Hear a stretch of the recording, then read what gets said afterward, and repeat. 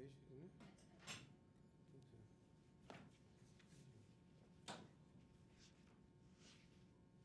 So it may not necessarily make sense, but we can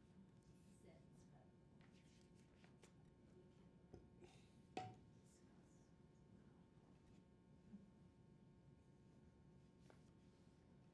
Shri Krishna Chaitanya Prabhu Doyakara More. Shri Krishna Chaitanya Prabhu Doyakara More. Toma Vina Ke Doyalu Jagat Majare. Toma Vina Ke Doyalu Jagat Majare. Patita Pavana Hedu Tabaya Vatara. Patita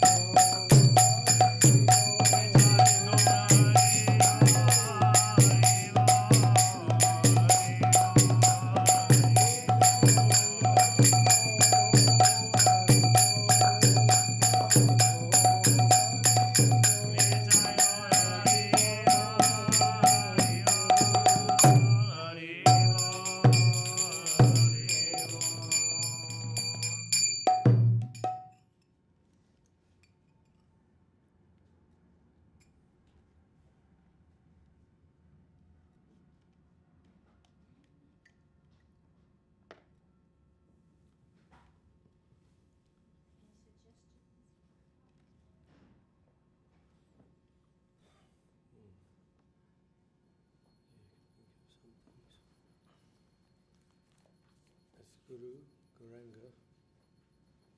Guess it's Radha Krishna, but you know. Hmm? Oh yeah, nice. Still a little bit late, but never mind. Better late than never. Okay. The light of dawn is entering. What page is that on then? 56. That's Dutal. What's that? Dutal. Tuto? Two Will you leaves. get to- Monday. I know they do it the other way, but it's not We were really Monday, right. but I arrived on Tuesday. Okay. Because flight in. Vimbhava Rishesha Halokha Pravisha Nika Chaddi Utthaviva Vibhavadi Sheshayaloka Pravesha Nidra Chadiyota Jiva Bolo Hari Hari Mukunda Murari Bolo Hari Hari Mukunda Murari Bolo Hari Hari Mukunda Murari Bolo Hari Hari Mukunda Murari Rama Krishna Hayagriva Rama Krishna Hayagriva Singha Vamana Sri Madhusudana Bhajananandana Shyama Singha Vamana Shri Madhusudana Jananana Shama Bhutana Bhatana Kaitava Shatana Tana Katana Kaitava Shatana Jai Jai Dasarathi Rama Dasarathi Yashoda Dural Govinda Gopal Vrindavana Purandara Yashoda Yashoda Dulala Govinda Gopal Vrindavana Purandara Gopi Priya Jana Adhika Ramana Gopi Priyajana Adhika Ramana Bhuvana Sundara Ravana Tokkar Akkar Tashkar Gopi Vanda Paskari Ravana Takara Vakuna Taskara Gopi Chana Bhaskari Vajra Rakala Gopa Binda Pala Vajra Rakala Gopa Vindapala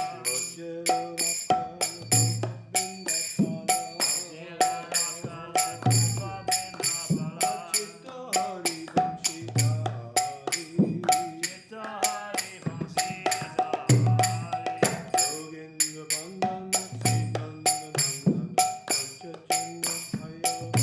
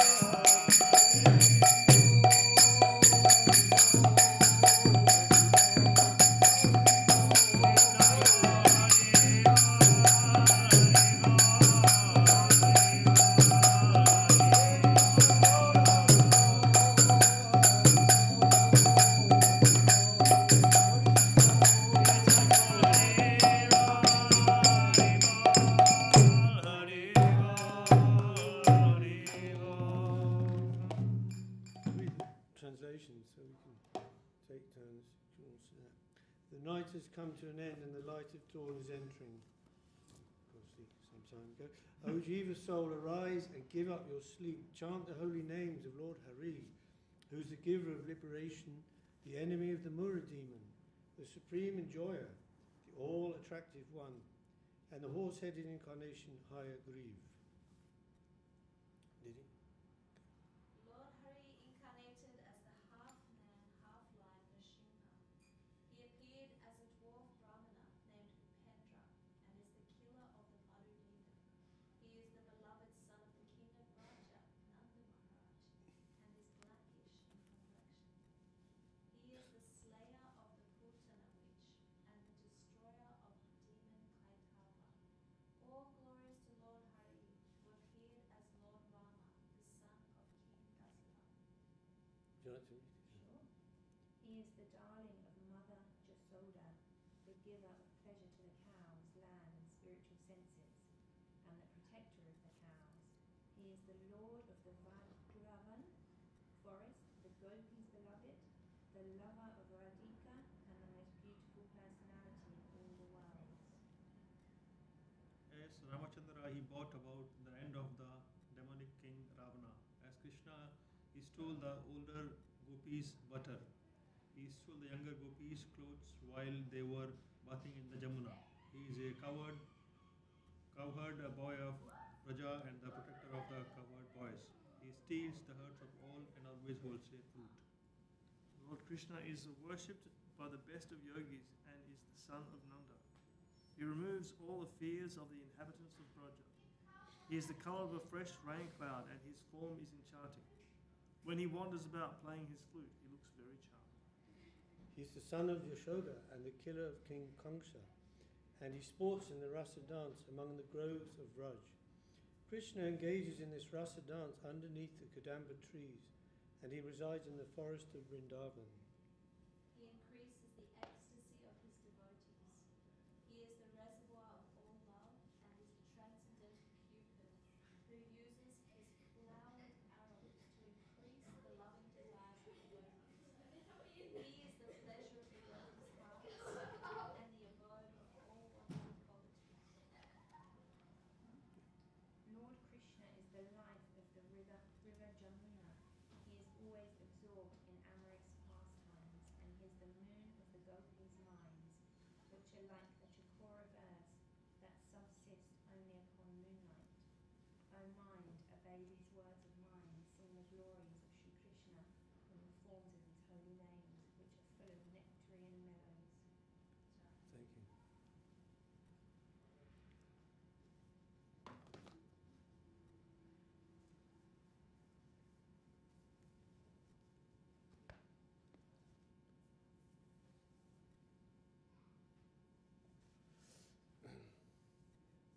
Ben?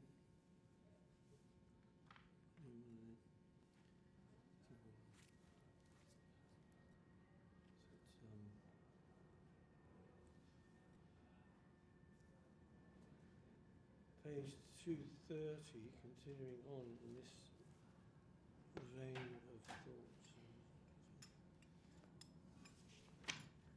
Jaya Radhe, Jaya Krishna, Jaya Vrindavan, Jaya Radhe, Jaya Krishna, Jaya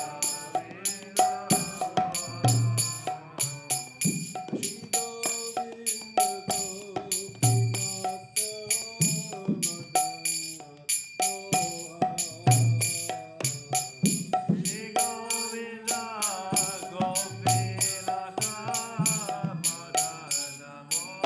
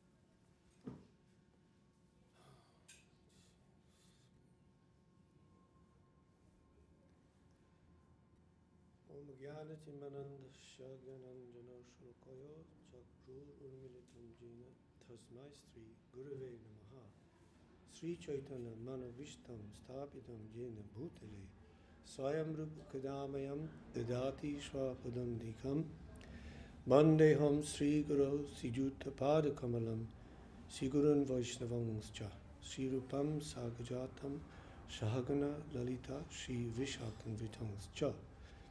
Hey Krishna Karuna Sindhu Dina Bandhu Jagatpate Gopesh Gopika Kanta Radha Kantas Namostute Tapta Kanchana Gaurangi Radhe Vrindavanishvari Rishabhanu Sutta Devi Pranamami Hari Priye Vanjakalpa Tubrascha Kripa Sindhuve Vijo Patitanam Pavanebhyo Vaishnavebhyo Namo Namah Sri Krishna Chaitanya Prabhu Nityananda Shri Dvaita Garadhara Shiva Shri Gaura Bhakta Vrinda Hare Krishna Krishna Krishna Hare Hare Hare Ram Ram Ram Hare Hare.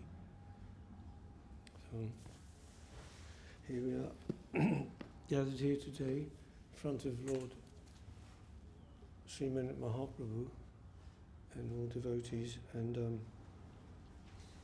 I was invited to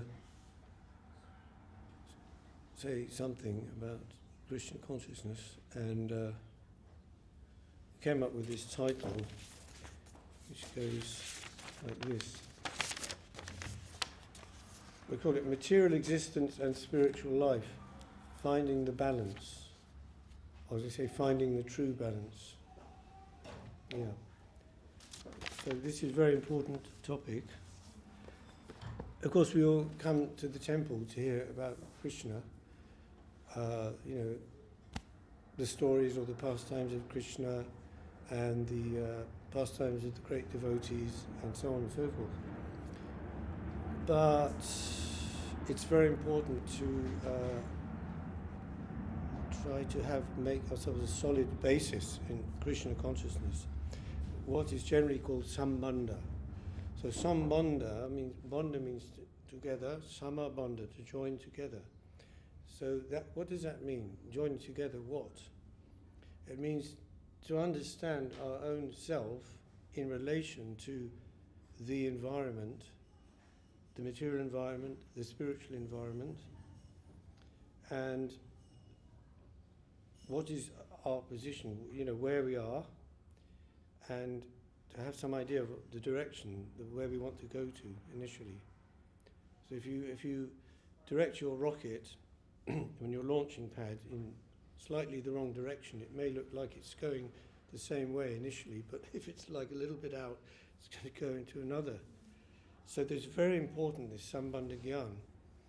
So before we begin the practice, abhideya, the second stage, you may have heard about this idea. It's from Rupa Goswami, how he describes the three stages: sambandha, abhideya, and prayojan. Sambandha is relationship. Abhideya means the means to the end. Abhideya, to go from here to there, what are the means to execute that? That's called sadhana bhakti, the practice of Krishna consciousness. And prayojan means the goal, the end results, prema, Krishna prema. So obviously the first stage is very important for all of us. And even we may have learnt many things over the years in Krishna consciousness, but we can always remind ourselves, like in the business world, they have a refresher course, right? After you've been 20, 30 years even, now we're having a refresher course. Back to the basics, see what we're doing and what we're supposed to be, direction we're supposed to be going. So, yes, though we have this idea in the beginning, Christian consciousness is very beautiful and something we aspire for. But initially we may have a lot of enthusiasm, utsahan. But he mentions in the verse, Rupa Goswami, utsahan nischara dharyat tat karma pravartanat. So enthusiasm, but also patience, a lot of patience and determination that the goal should be reached, one day or the other. So we may in a campaign, in a battle campaign, we may see the army far away on the top of the hill. We say, yes, we have to get there, defeat that army. So we just rush headlong towards it. That's not very organized. It's very, you're not going to get very far with that idea. So in the beginning, we were very enthusiastic. And I remember, like myself, in London when I joined, and after chanting Hare Krishna for 2 weeks, I really felt, I sort of felt liberated in myself, in the sense of all the suffering and this confusion had gone like a miracle by chanting. I was just so happy and free. And yes, I understand Krishna is everywhere, form of Vishnu, Paramatma, existing within everything, everywhere. Everything is part of him, he's in everything, and everything is in him, and so on. And it was like a new life, but of course after some time you have to come to the point of making some organized approach to the whole thing as well.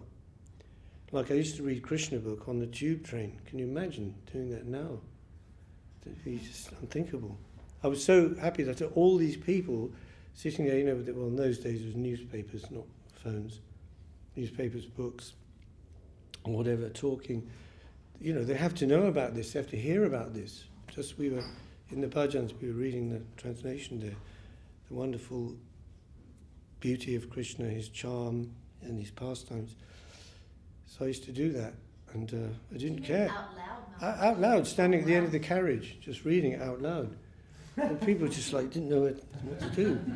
And I had no worries about that. But then, so we have to, because, this is a long-term project, okay? It's not to be finished in a day, a month, or a year. So there has to be some way to approach. And one of the things about that is, as Srila Saraswati Thakur said, religion means proper adjustment. So what we're talking about here is proper adjustment between the aspects of our life. That's why I've called the title Material Existence and Spiritual Life. So material existence, spiritual life. So the life is in the spiritual part. Material world is going on in its own way. The three modes of nature are rotating, sattva, rajas, tamas, going on, and everything changing, but nothing stable or permanent. But the soul is the stable, permanent element. What is us in ourself, our own consciousness, doesn't change. So here you would think, well, this is a very incompatible situation going on. I'm eternal, I don't change, and yet I'm in this yantra, this machine, material body, and in this material world it's constantly in a state of flux. Srila Prabhupada said that's an incompatible situation in one way. And really it is. All souls in the material world, from Lord Brahma down to the ant, they're in this situation. There is birth, there's growth, maintenance, and then there's dwindling, old age, disease, and then death, and then continues again. So what to do? So we have to adjust these two aspects, the eternal nature of the soul and the temporary nature of material existence. Now, we've seen people go two ways on this, they can either take the sort of what we call the Gnostic approach, which is, okay, the material world is wrong, bad, evil, unnecessary, reject it, throw it away, and be very disdainful of it, and so on. Well, that's not going to work, obviously. It's like if you're driving a car and say, I hate this car. I'm not going to wash it, I'm not going to put any decent petrol in it. I'll just let it fall to pieces around me.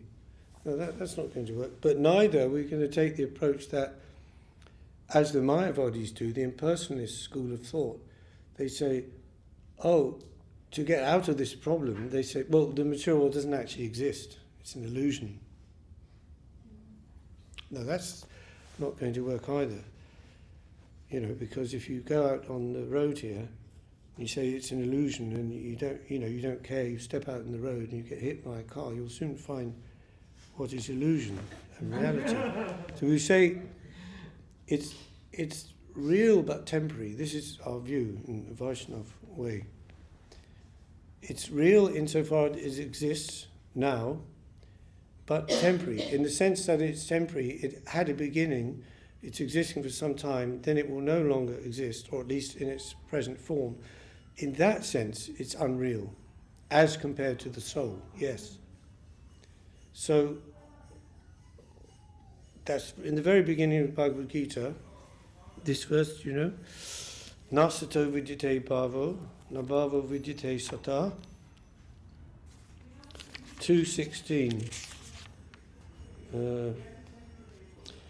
Ubayora bidrishnontas tvanios tatvadashibi. Those who are seers of the truth have concluded that of the non-existent, the material, there is no endurance, and of the existent, the soul, there is no cessation. This seers have concluded by studying the nature of both. And then Krishna is describing about the soul, the eternal nature of the soul. And your well-known verse here, which you may have heard, Najayate mriyate va kadachin, Nayang Budva Bhavita Vana Bhuya Ajonityak Shashvato Jang Purano Nahanyate Hanyamane Sharire. For the soul is never birth nor death, nor having once been, does he ever cease to be. He is unborn, eternal, ever existing, undying and primeval. He is not slain when the body is slain, and so on. And then there are descriptions of material nature, where Krishna says, apart from this soul, this eternal soul, there's another energy of mine. Bhumirapanalavāyu kammanad buddha evacha ahankara itiya jangme binas ankati me bina prakriti astada. The astada prakriti, the 8 divisions of nature: earth, water, fire, air. Bhumir, apa means water, nala, fire, vayu, air, kam is akash, ether, man, mind, buddhi, intelligence, and false ego. These are the 8. So how to harmonize, and this will be. So if we're saying religion means proper adjustment, it isn't just one adjustment in the beginning. Then everything is sorted. It will be continually going on throughout our life and our spiritual life.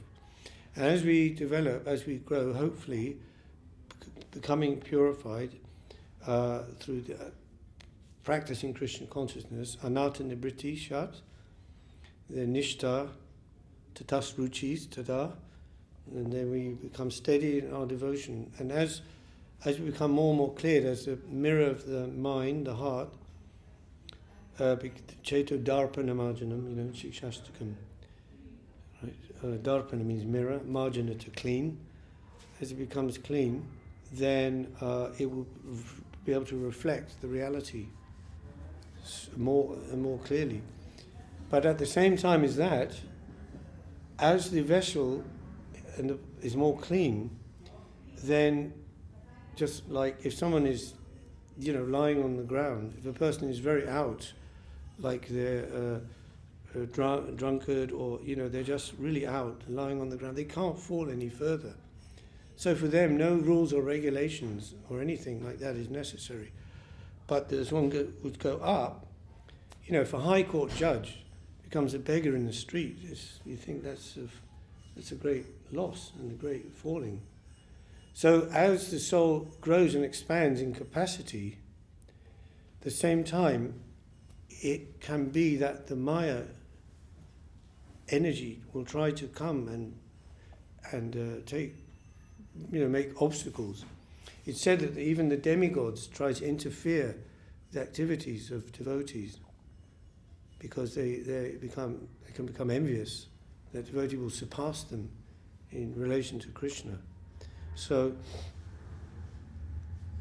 we have to remember that as well. In one way, through development, consciousness is cleared, become more aligned with our real eternal nature, Satchit Ananda. But at the same time, there's, as they say, the higher one goes, the harder one falls, or can fall. So at that time, the pride, the pratishta, as it's called, is a very dangerous enemy, because it's very subtle and it works on the subtlest plane of the ahamkara, false ego. The very first connection of the soul with matter, when the soul descends from the Tatastha region, is a very subtle sheath, like a gossamer sheath called ahamkara. It's very subtle, so it can't always be discerned what is the soul and what is the false self, the ahamkara. So that is very subtle, and that's the last stage that the soul has to go through and emerge from to enter the real association of Krishna and the service of Krishna. So that can be, as Srila Sridhar Maharaj said, Kanak, Kamani, Pratishta. These are, Kanak, obviously desire for wealth. And we say, not just wealth as in, money, but every type of material acquisition that we would try to accrue to ourselves. And Kamani, enjoyments. Any kind of enjoyments, basically thinking I'm the enjoyer and this material nature is for my use and enjoyment. And the ultimate form of that is the sex life, of course. Male for female, female for male, like this. So the Kanak and the Kamani, even those can be let's say, transcended, or at least for some time. But the Pratishta is very difficult because we see, examples of that. That will take the person down, even in a very supposed high stage of their development. So that's why Mahaprabhu gave his verse, Trinadapi Sunichina, Tarodapi Sahishnuna Amanina Manadena Kirtaniya Sudahari. And be more humble than the grass. I mean, you couldn't be more humble than grass. Grass just lies on the ground, or the straw. Everybody just tramples it. But we want to be humble to all and sundry, but not a doormat. That's another thing. But that's probably a subject for a whole other talk. And tolerant as a tree. There's two versions of that. Taror avi, Sayushna, or taror api. Api means more humble than a tree, or avi, as humble as a tree. Well, it would have to be more humble than a tree, of course, because the tree is completely passive. At the same time, however it's treated or mistreated, even you're cutting down its branches, snatching all its fruits, it just tolerates and is giving, continually just giving. This is the example of a tree. As we also have the kalpa vriksha, the spiritual tree, the tree which keeps on giving its fruits. Okay, then amanina, offer respect. Amanadena, don't expect respect. And kirtaniya sadahari, only in this way you can chant the holy name, the real holy name. Otherwise you can be chanting, but it's not the real name. It's a repetition of a sound produced by your own body, but it won't cause a descent of the name, the Shuddhanam, which comes from above, comes from Krishna down into us. And that's what we really want to be connected with for service. So,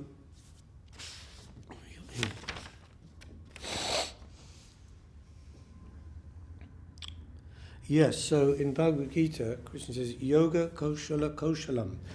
This yoga is the art of all work. So it's everyone has to work, as Krishna said before in the second chapter.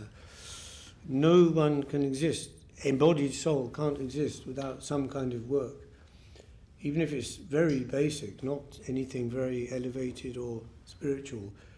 They have to get up in the morning, they have to brush their teeth, they have to go in the bathroom, go and make some breakfast. This is work, karma. Can't be avoided. Even the yogis, they live up in the Himalayas and they practically don't eat or sleep. They're taking energy from the prana in the atmosphere, vitamins, minerals, to sustain themselves. That's also a karma. Whatever is taken must be given back. So they're not outside the world of karma, but the whole thing about the Bhagavad Gita teaching is to connect with the Lord so that our karma doesn't bring the reaction which ties us down and keeps us down. And that's all in the second, third, and some degree fourth chapters about this karma yoga.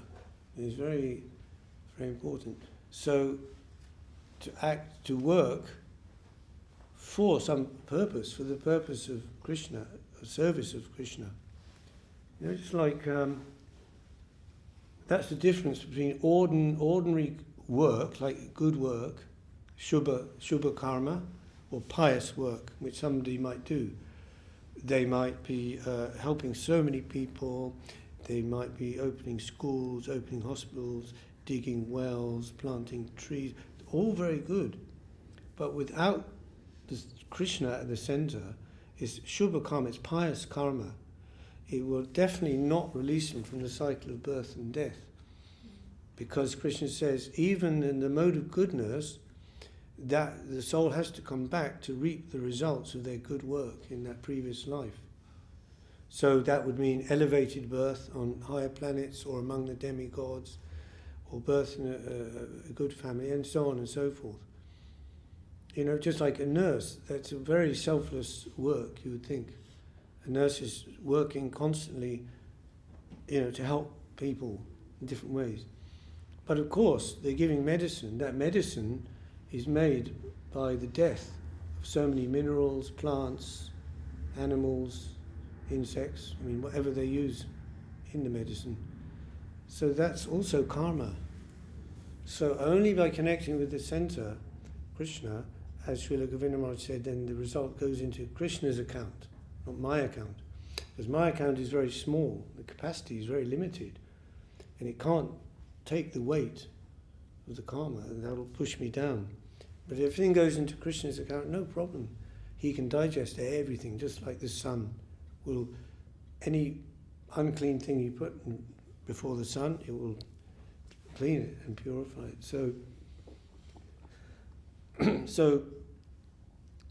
So from that, we have to really understand that this world, the whole world, this body itself, or even we're saying my body, I mean that's a mistake for a start. It's not my body or your body.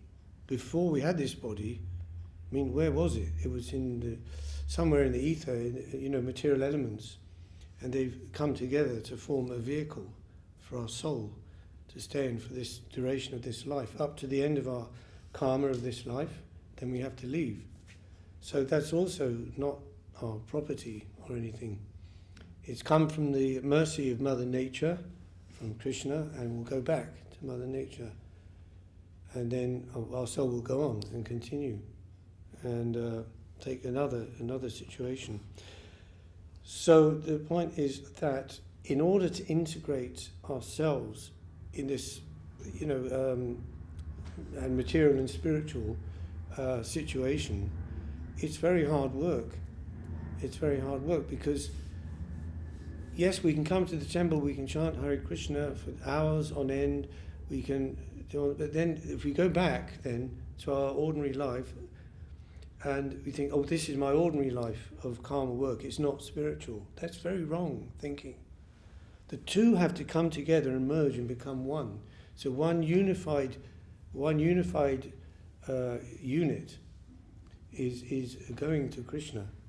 You know, like our Hindu friends, you know, they say, oh, my work is very mundane, I work on the railways. But, you know, at the weekend, I go to the temple, I do all seva. You know, as if like it's a completely separate thing.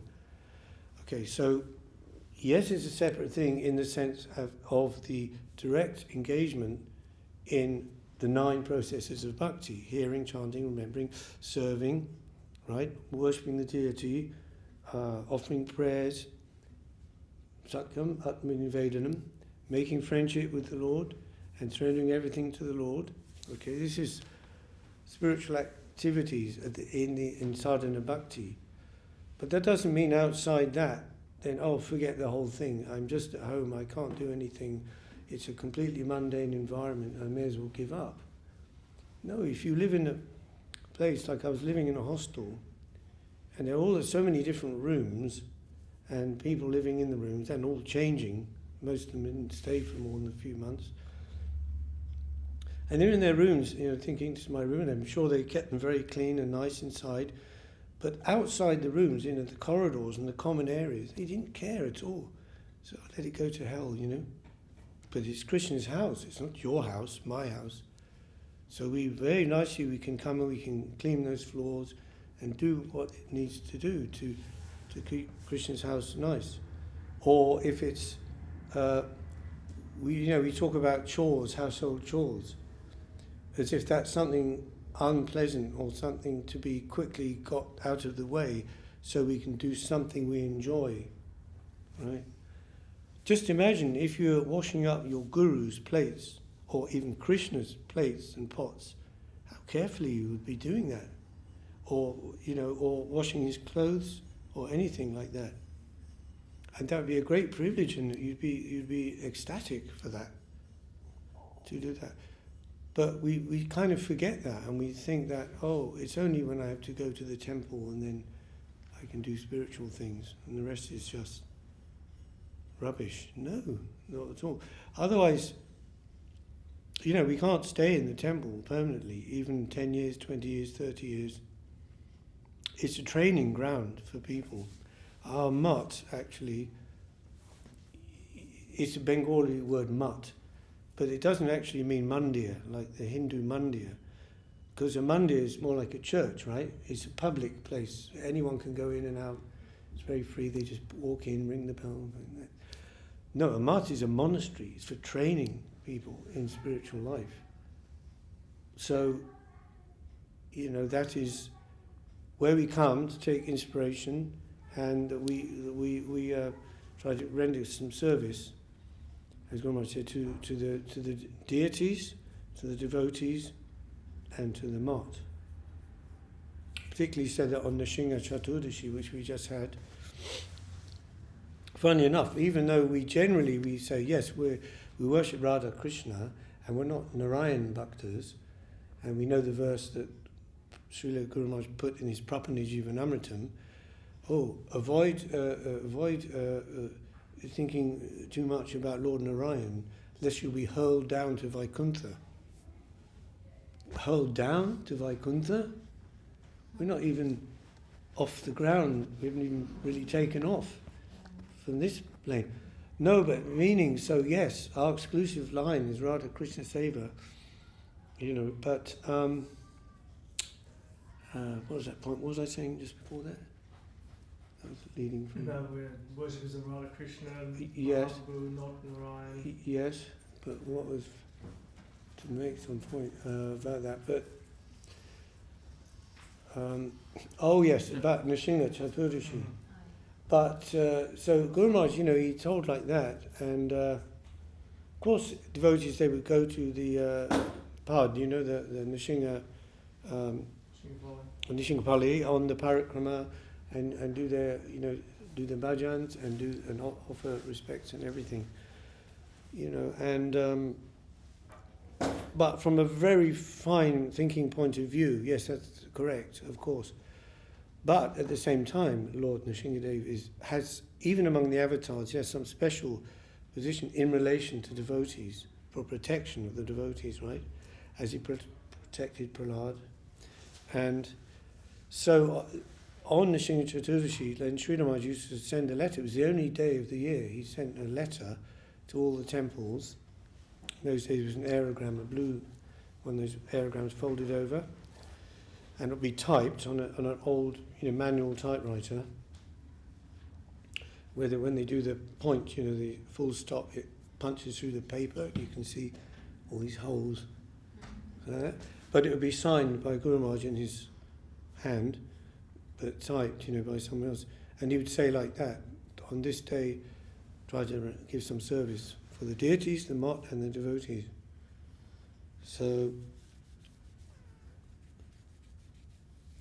again, that's another adjustment, isn't it? Right there.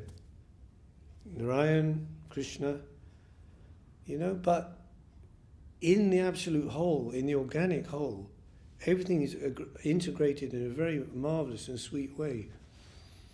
Another example is, our line Radha Dasyam. We know from Srila Saraswati Thakur, Bhakti Thakur, exclusive attempt to serve in the line of Radha Dasyam, in the service of those who are serving Radharani, and that is the way of approach to Krishna. And Mahaprabhu is Sri Krishna Chaitanya Radha Krishna Naya Anya. They are one. So service of Mahaprabhu is that. So, but then some devotees, and we saw Saraswati Thakur, he would show such extreme partiality toward that side.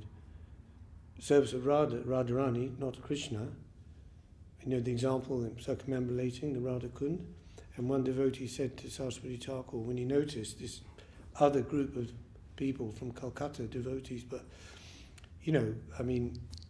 mixed devotees, and you think there was a High Court judge there also leading it, and they were doing Dandavat Pranam all the way around Radha Kund, and he remarked to Saraswati, just see, Maharaj, they have so much devotion of Radharani here. And he said, actually, we're just the opposite. They like Radharani because she's connected with Krishna, so they offer her some respect. But we're the opposite. We're for Radharani. And because she keeps connection with Krishna, we offer respect to Krishna. So this is an extreme idea. And if anything came up with anything that didn't sit well with him about that, he would become angry, excited. Guru Maharaj said one time he saw his body change colour like a lotus, red, blue, white, and so on. And so then we might think, therefore the so-called opposition party group, Chandravali and her friends and their place where they live, in Vrindavan, that's all like off limits and that's not good and we don't think of that and that shouldn't, like this. But my idea about that changed. One time I heard Srila Govinda Maharaj say, one time Radharani was fainted, in separation from Krishna after Krishna left Vrindavan, and Chandravali is sitting with Radharani's head on her lap, fainted, and Chandravali is crying, and she said, if Krishna will ever come back here to Vrindavan, it'll only be because of her. So it's all part of the organic whole together. So we have to make our way through this journey, and it requires a lot of. The first thing actually is, as mentioned by Rupa Goswami, Utsaha Nischara Dharyat. We might say in English, bravery. It requires a lot of fortitude. Yeah, that's a good word. Fortitude to maintain ourselves in this journey. As Srila Guru Maharaj said, even to climb to the high peak of the Himalayas, how much effort and how much bravery and how many resources will have to be put into that. And what to speak of, this is much more of a journey. And yet, the Himalayas is 28,000 something feet high, that's very far, but how far is our head from our heart? It's only a few inches. Yet we have to get the connection there. So naturally, if you want to take a journey like that, like in the example of the Himalayas, you can't just run towards it. That's not going to work. First you make a base camp, don't you? On the foothills. You have your base camp, then you have all your resources, things you need for the journey, oxygen masks and maybe so many foods and so on. And then there's a plan, a campaign. We're going to go this way, and then there might be an obstacle at this point, so we have to bring up these people with this equipment to then go that way, and so on and so forth. So this is the journey of spiritual life. It's not, as Guru Maharaj said, it's not like swallowing the Galabdriman. Just take it, they're finished. That's another adjustment, quickly, we'll have questions and thing in a minute, I think, to save them up. But another thing is about that, was even about adjustment between, what was I saying? There's two things you mentioned, right? It's together. It should run together. Yes, yes. Oh, yeah, about this integration idea. Yes, so that, our life in the temple and what we think of as direct service and practice, and our every life in wherever we are should become one. So we should become like a fully integrated and a spiritual person. Not just I'm only spiritual or I'm in the temple. That's Kanishta. A Kanishta devotee or materialistic devotee, Prakrita Bhakta, Maharaj said, they worship the deity in the temple. But what about seeing the Lord in everyone? As Paramatma, Namaste. Right? I bow to the Lord within you, So then that is not effective. They won't be able to get off the material platform just by only seeing God in one place. Like, although Prabhupada used to say when they said, oh, God is everywhere, why we should go to the temple? And he would say, well, if God is everywhere, he's not also in the deity? Is that the only place he isn't? Well, you won't come to the temple. He's very clever, but so integration, this, harmonization with the organic whole, to as Srila Maharaj put it in these words, but to harmonize with the universal interest, to merge our local interest with the universal interest. And that's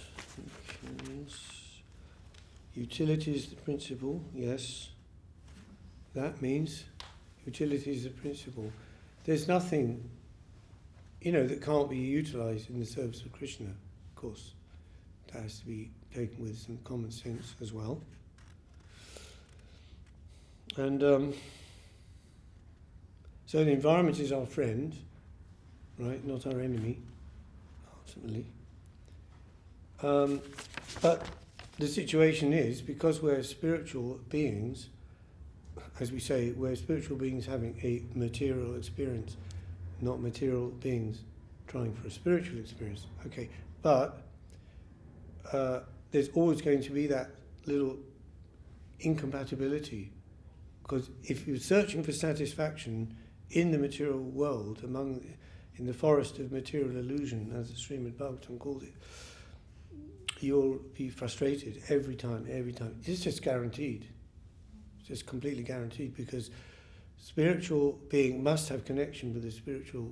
The water of the river is trying to go towards the sea and connect with the sea, with the source, water to water. So that's the only way it can be. And so the first thing is to realizing that and go for spiritual life, and avoiding on the razor's edge, right? If you're walking on a very thin strip of cliff high above the sea, just that wide, how careful you have to be. You fall one side, that's Mayavad, impersonalism. Oh, everything is one. That's and other side, Vishayi, becomes sense enjoyer. Oh, there's no God, forget about it. Just enjoy your senses.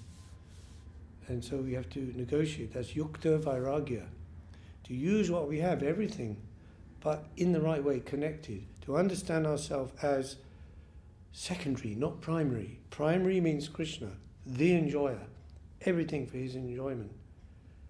I'm part and parcel of Krishna's energy. We are Shakti, not Shaktiman. He's the possessor of potency. We are part of his potency. We are to be enjoyed by him.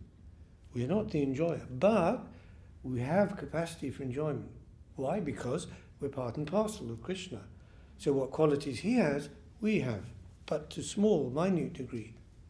So naturally, the desire for happiness, Anandamaya Vyasat, is there, seeking happiness, just like Krishna is enjoying, and always seeking enjoyment. So we have that same thing. But we have to know what that is and how to use it and what it's for and so on. Rishikena Rishikesha Sevanam Bhakti Uchate. Our senses will be satisfied by engaging them in the service of the senses of Krishna, for sure. That's the only way. And that is all pervading, through our life. In temple, outside temple, wherever we are. Otherwise, if we're living in the temple and then suddenly we can't be, for any reason, what are we going to do? Have we got any capital inside us? Just like those who kind of hang out with the guru or the acharya, and they go around with him and they do many things. That's fine, that's great, and they do lots of service and so on. But they haven't really imbibed what he is. Like one time, the devotee asked Sridhar Maharaj, "Oh, Maharaj, how can I serve you?" I mean, this question is coming all the time. And he could have said many things. Oh, do the gardening, or I'd like you to go in the market or something. He thought for a moment, and he said, what I am for, what I am doing or what I'm for, if you can understand that and try to adjust your life in that way, that will please me. Yeah, so it's a whole thing, not partial. This side is spiritual, this side is non-spiritual or material. So that will come in time with practice and so on, and blessing, mercy of the Lord as well. Right, there's time for a few questions, if you remember them. Oh, There's a few questions back, yeah. well, it was just so, I was following it, so wonderful how you went through, laid the scene, our condition, our situation, and then trying to understand that we're not,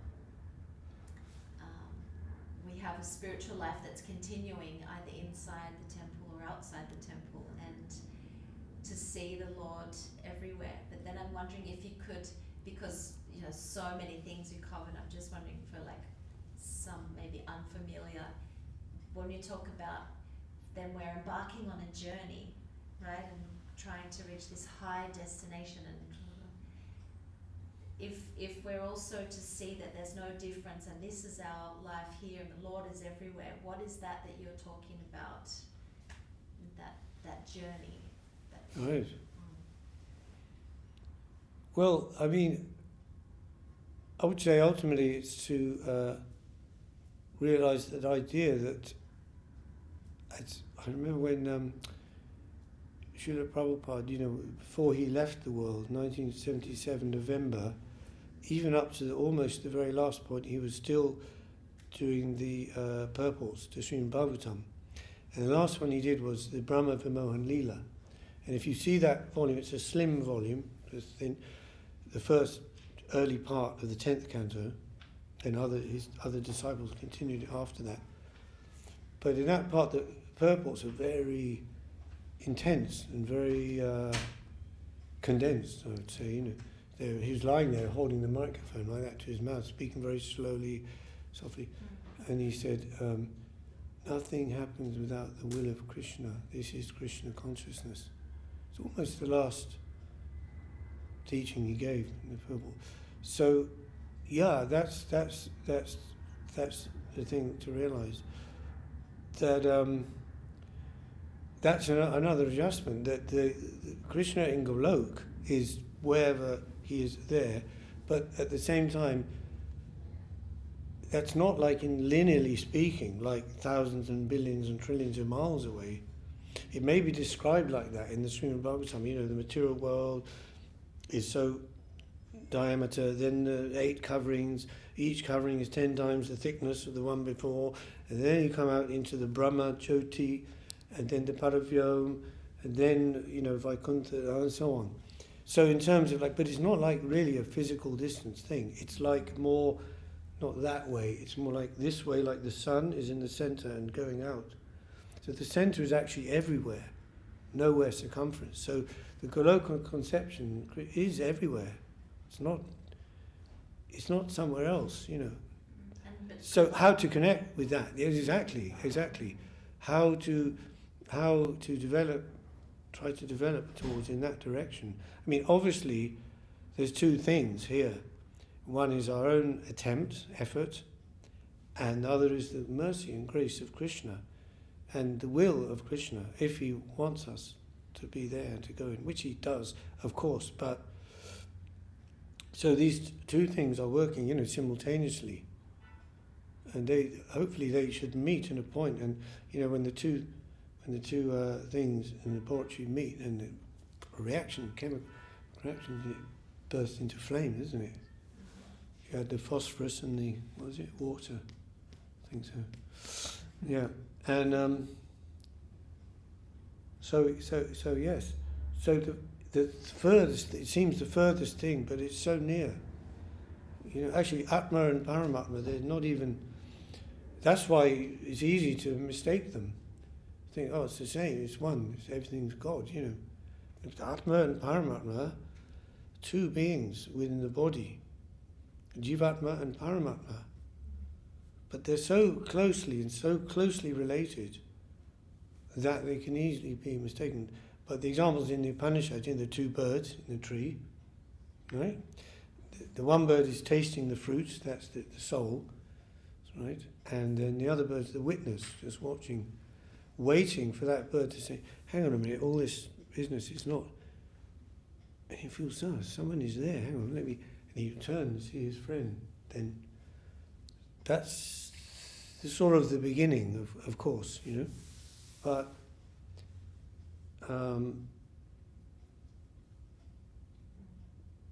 but it's not easy because, like Guru said, a part of the infinite. Listen, a part of the infinite is also infinite. Infinite is infinite. Infinite doesn't have parts, it's infinite, the infinite whole. So if we even theoretically would say there's a part of the infinite is also infinite. So that's the difference, that's the difference. So then we come to the whole point, Achincha Bheda Bheda, how soul and God are one and different, simultaneously and inconceivably. When I give the talks later in June, I think it is, that's one of the talks, the principle of Achincha Bheda Bheda. We talk a lot about that. And the difference between, the different Vaishnava Sampradayas on that, all agreeing with there's a oneness aspect and there's a difference aspect, but some emphasis a little bit different. Some a little more towards the oneness, some a little bit more towards the difference, like that. But they're never are and never can be one in homogeneously. Keval Advaitavad. There's not our understanding. But that's very popular. It's a very popular idea. And when they asked Guru Maharaj, why is it so popular? He said, because it seems to harmonise all schools. Yes, you can worship Radha, Krishna, or you can worship Kali or Durga, but in the end it all comes to Brahman, There's no distinction of anything. But you see, that's the trick, because our soul and our body are different in the material condition. In the spiritual world, soul and body are one. There's no distinction. Within Krishna, his form, his name, his pastimes, his activities, and all his associates. The soul, because they have it is their soul body. It is what it is. So like Krishna, it's one entity. There's no duality in the material sense. But there's variety, but it's not duality. Duality means in opposition, right? Black, white, right, wrong, good, bad. But there's variety, vishesh. And that vishesh is creating a beautiful harmony, and the variety makes for so much increase of ecstasy in the spiritual service. Without variety, that can't be there. So that's it. Please put your beat up.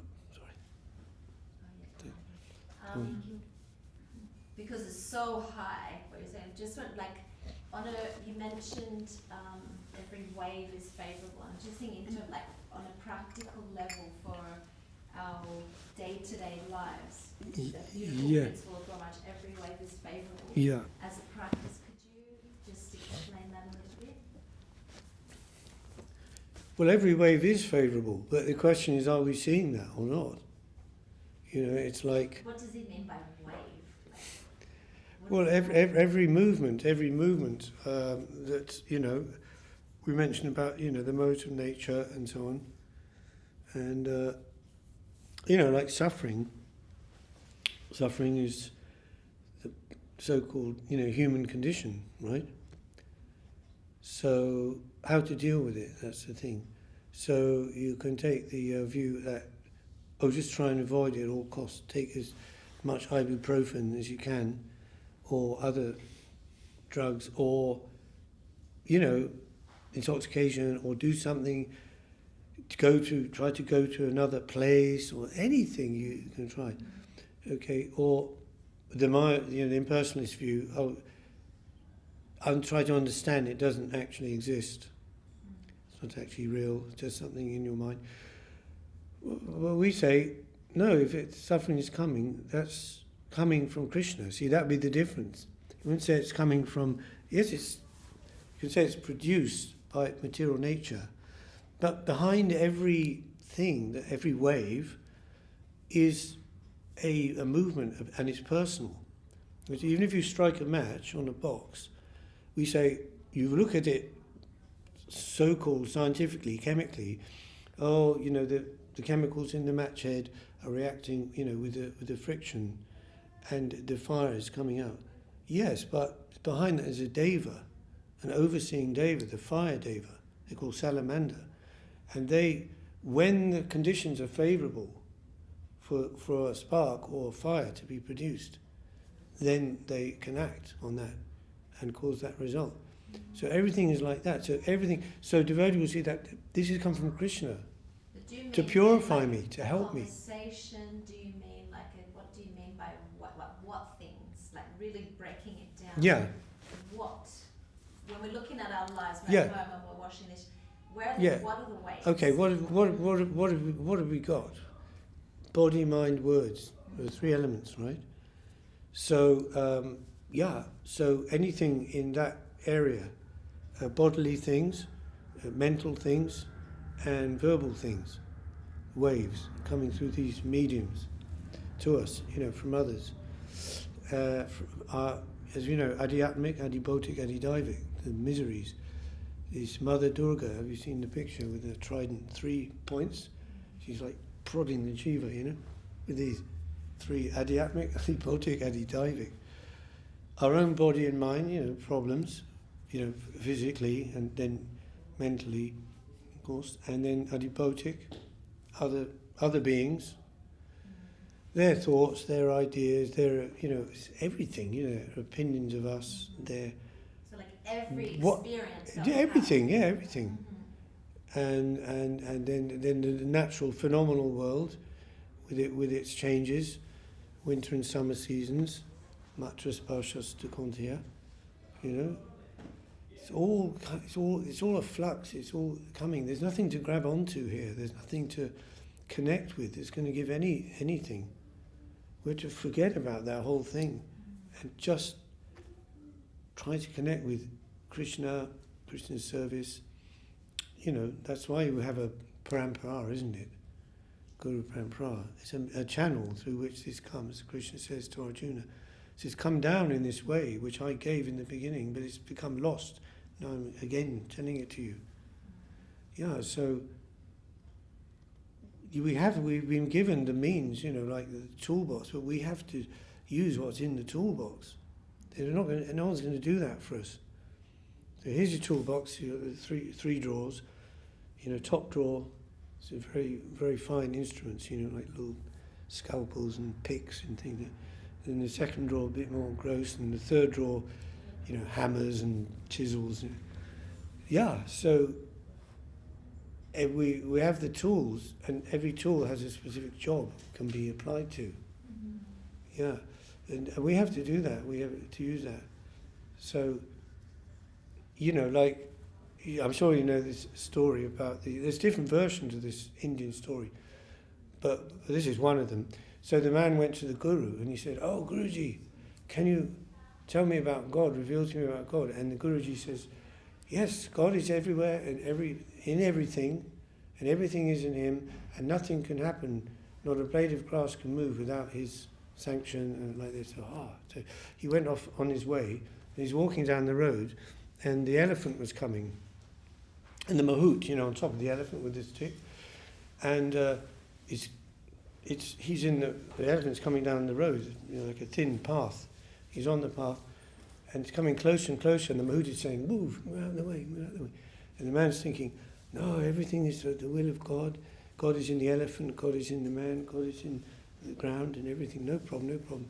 Eventually, it got so close, the elephant picked up the man and something like threw him across the road into the bushes. And he was like all smashed up and bruised. And he crawled back to the Guru and said, "But Guruji, you said that, God was everywhere." And he said, "Yes. And he was also in the mahout. He told you to go out of the way." Well, why you didn't do that? It's common sense, So that should be applied. It's not that, it's different, spiritual life is different. How to utilize it and see it in relation to our material existence, so-called material existence. Yeah, it's something we all have to do individually. I'm only just saying a few points, but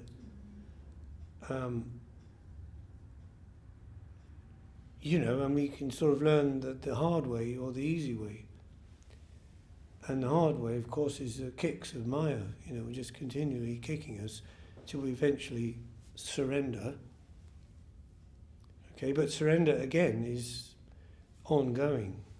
It's not like you do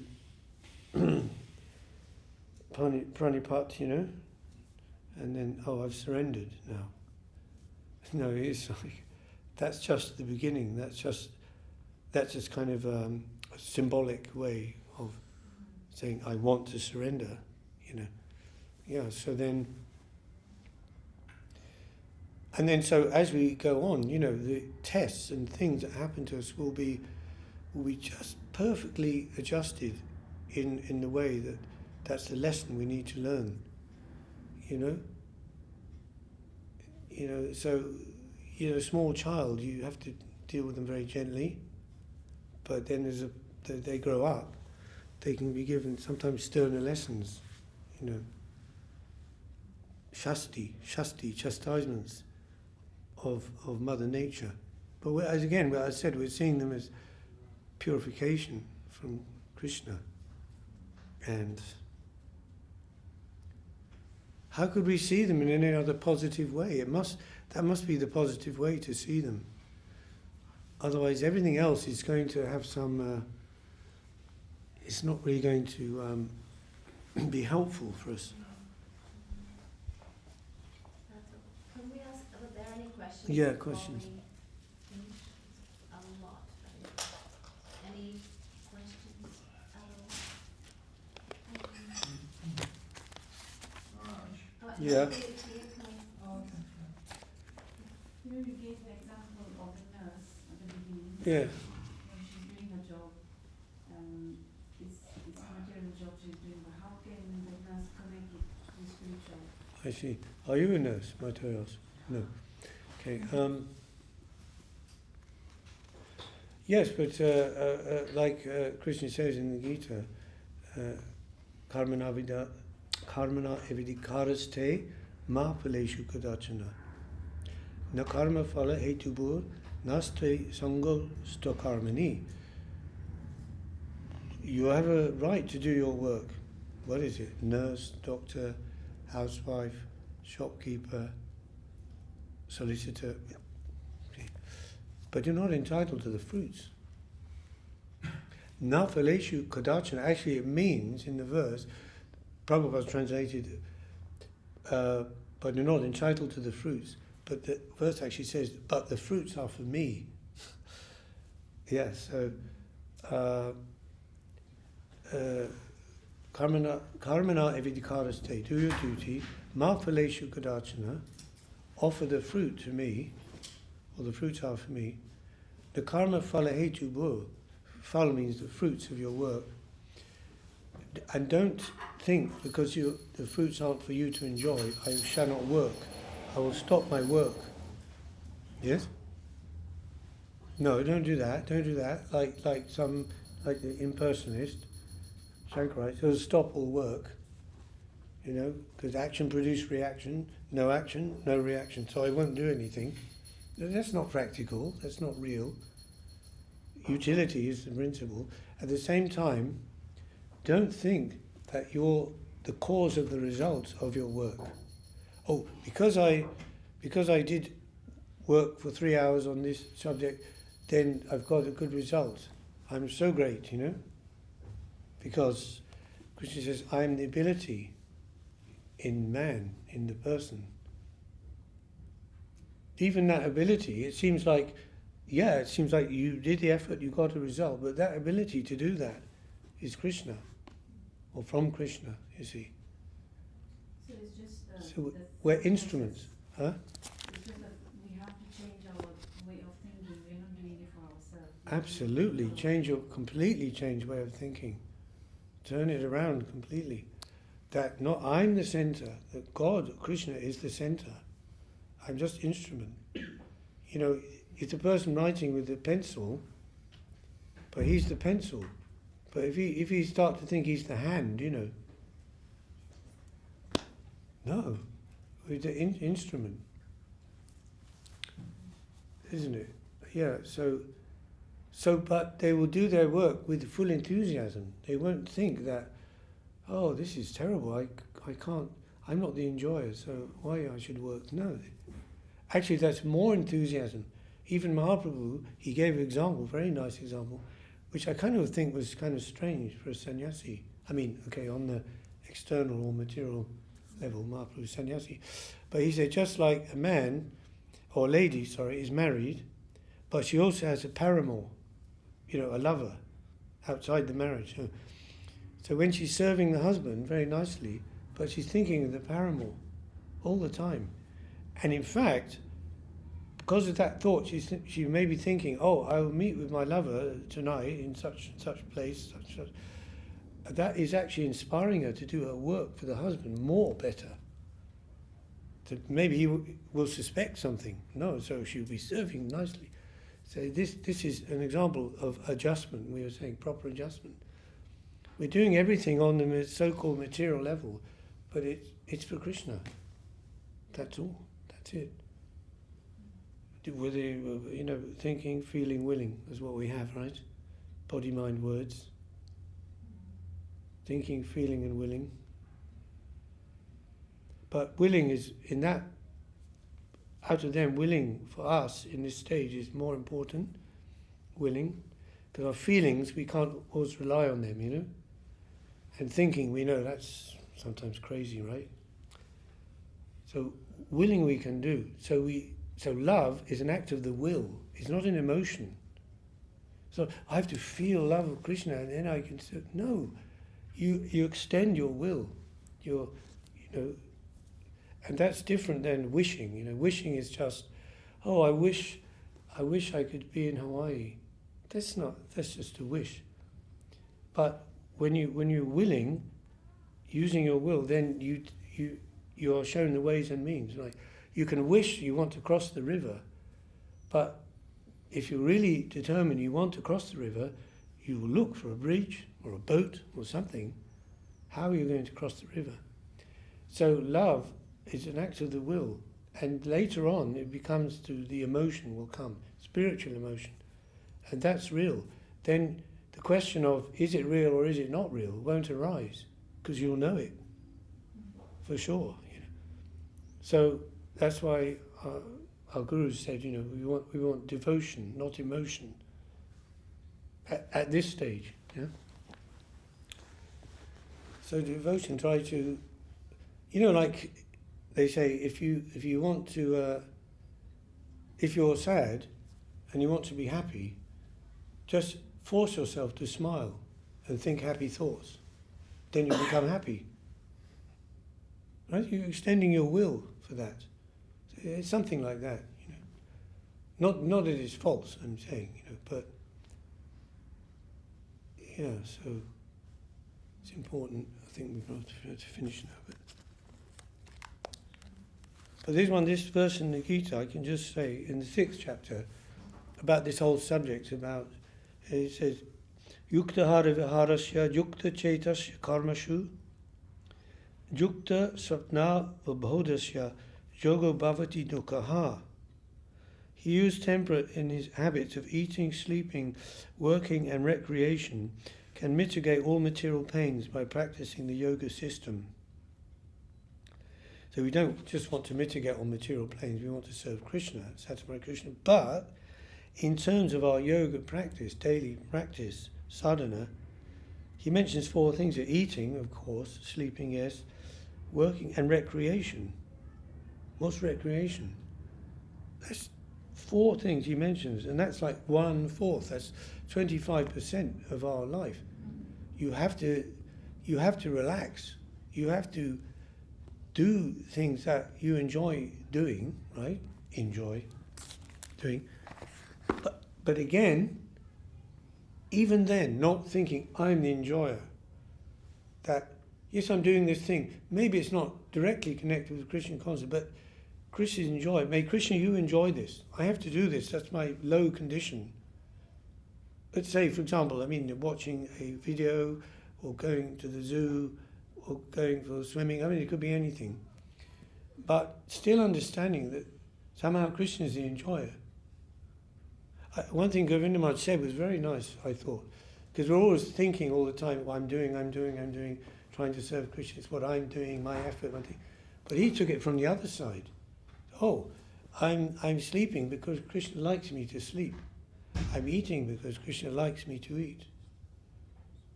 Right? It's beautiful, isn't it? Take the whole thing off ourselves. Yeah, it's a great relief, actually. It's a great relief. If we can do it, So, Diddy's come to have to finish now. Hare Krishna. Thank you for coming.